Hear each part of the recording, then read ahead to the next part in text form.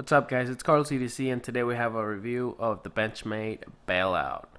A word a lot of people are thinking about right now, but this knife is probably not suited for that, in my opinion. Yeah, I'm giving you my opinion right off the bat, but we'll start with the positives because there's a lot of positives about this knife. First, we'll do some measurements and size comparisons. So, blade length, we have about 3.25. Website says 3.3. A handle size, you have a lot of handle at about 4 inches and 5/8. So from a big fat hand, it covers my hand pretty well. You have the deep carry mini that a lot of people like, and then you have this pommel slash lanyard hole. Obviously the axis lock, dual thumb studs, a 3V blade, which a lot of people criticize the edge retention and heat treat on.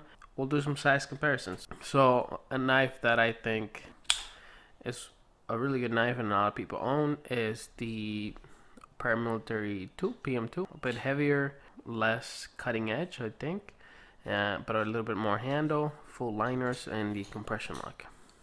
By the way, this is 2.05 ounces, which is very, very lightweight. I mean, just a little bit over 2 ounces. Then you have the bailout, which is more than twice the weight at like 5 ounces. Not the bailout, I mean the Outlast. The Outlast is something that I would, in fact, bail out with because it has a lot of different tools that are very useful. In fact, this is what I've been carrying every single day since the situation escalated. Lots of great tools, very usable. You should watch my review. I'll put a link right here. Last size comparison, this is the Zebra 701. The Zebra 701 is a great writing instrument. It is really cheap, and it's what I've been EDCing as well. Review coming soon. Stay tuned for that. Subscribe. Do all the cool things. Alright, we'll go. So in the positives, it's got a great profile. So it fits great in your pocket. Has a good pocket clip, so it fits great in your pocket. And it's very lightweight, so you don't even feel like you have something in your pocket. It comes out of your pocket fairly nicely, and the deployment on this thing is fantastic. The action, the detent strength, everything to do with the bailout's action is good to go. It just is the classic Benchmade axis lock, and the lock I haven't heard anybody complain about. The two studs it has some sort of black coating on it after just regular everyday carry usage. It's got some scratches and some chips. Apologize for my puppy making so many noises. She thinks I'm eating because I'm on a table. The other positive is the ergos are good to go. They're okay. Not many hot spots. The coating on the thumb studs is kind of good looking. You know, black glossy. Everything's black without. The 3V blade has a coating because, you know, 3V kind of rust. The other positive is the Tanto secondary point is kind of nice to have. So we'll go for the negatives now.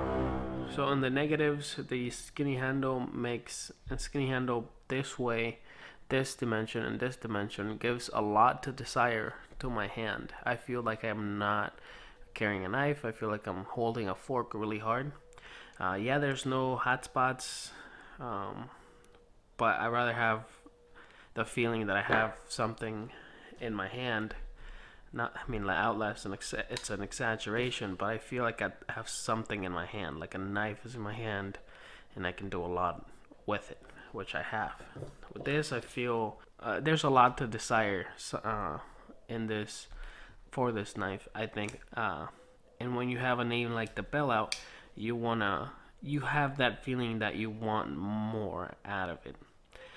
The other one is this little, I guess it would be, I don't know, handle guard. It's placed there, you know, for your stabby purposes, but it's terribly placed, that in my opinion, for what I use this in EDC situation. I rather have a continuous line so I can put my thumb wherever I want up here. but this thing is right where I want my thumb, so it's kind of on the way. So I can put it up here, but it feels weird. I can put it down here, but it feels weird. I would rather not have this bump here. The bottom one is fine. Another negative, the Tanto is actually not as useful as I thought it would be. You know, I discovered that just a more traditional blade style is more suited for what I do on an EDC basis. Yeah, and you can be like, well, it's a Tanto, you know, it's more tactical. You can have it as your tactical knife and carry two knives. Well, I rather not. I rather just carry the Outlast every day and have a tool that can do everything I want it to do and actually do more. So, okay, Tanto blade, but that's just Tanto blades in general. I want to like them, but I just, when I start using them, it's not suited for what I do. So another negative, the name, I don't think it's suited well for this knife. Its successor, the one with M4 and aluminum handles, that one does a better job of having that name than this one does. If this was named something differently and probably have a better EDC steel, this would have been a great knife. I mean, the bug out is a great knife. You know, it's got a sturdy V, and it's not like super tactical.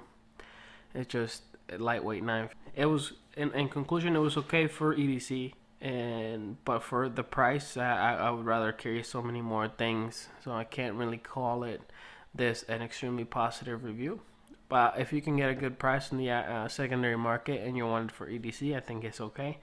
But if you're paying retail or close to retail, I can't recommend this knife. I don't think there's just so many more better knives out there that are lightweight for a better price.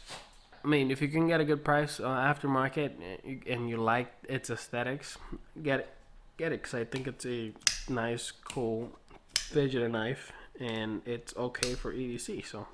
And maybe you like Tantos. Maybe I'm wrong about Tantos, which I probably am. We're all different. We're all using our knives in a different matter. I cut up a lot of boxes, a lot of rope, a lot of packages, a lot, you know. In construction worker, you never know what you're going to be doing.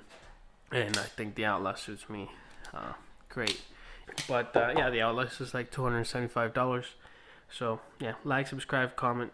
Appreciate your guys' views, and see you guys on the next review. I'm probably finally going to review this Zebra 701.